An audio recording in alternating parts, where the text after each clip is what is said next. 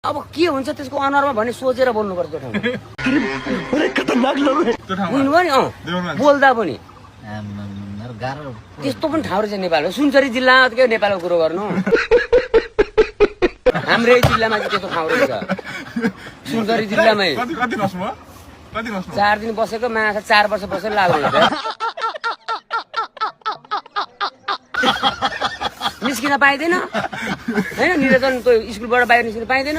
राति पनि सबै उहाँले हेर्नु पर्यो बम फ्याल्दिन्छन् कि हान्छन् कि चिया दोकानमा गयो बोल्दाखेरि ठिक्क बोल्यो थपक खाएर निस्किहाल्नु पर्यो बेलुका त झन् हिँड्नै पाइँदैन सशस्त्र आर्मीहरू पनि थिए नि भएर के गर्नु त्यस्तो हाम्रो गाउँमा गस्ती हिँड्नु भएन नि राति हिँड्यो नि गस्ती पनि कामले हो एकपल्ट लफडा पनि भइहाल्यो परिहाल्यो हाना एसपी साहबलाई त ढकल्दा बाहिर बल खेला थालि त हाले अनि तुरन्त फोन गरेर ससुर आएर छिल्लीबिली पार्दै मान्छेले गुड आयो कि त्यतिकै नि खोजेर झगडा गर्ने क्या त दङ्गा मचाउनु खोजेको नि त्यसमा रोले त्यस्तो क्या ठाउँ त्यस्तो रहेछ है फेरि हेर्दाखेरि चाहिँ मर्न आँटे त्यो ल्याखुरे केही गर्दैन जस्तो हुने कि गर्नु पर्यो भने फेरि साफै भनेको नि भन्दैछु त कहिले लगिदिएको होइन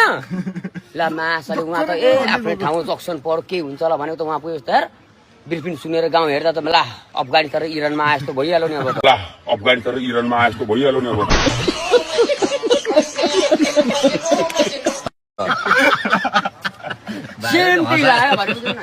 पुरा अल्लाहका मन्दिर मात्रै छन् घर पनि त्यस्तै छ पाकिस्तानको जस्तो ठाउँ जस्तो होइन कहाँ फसेको लाग्यो नि यार 4 रात छ मजाले सुत्दा पनि सुत्दैन एक डर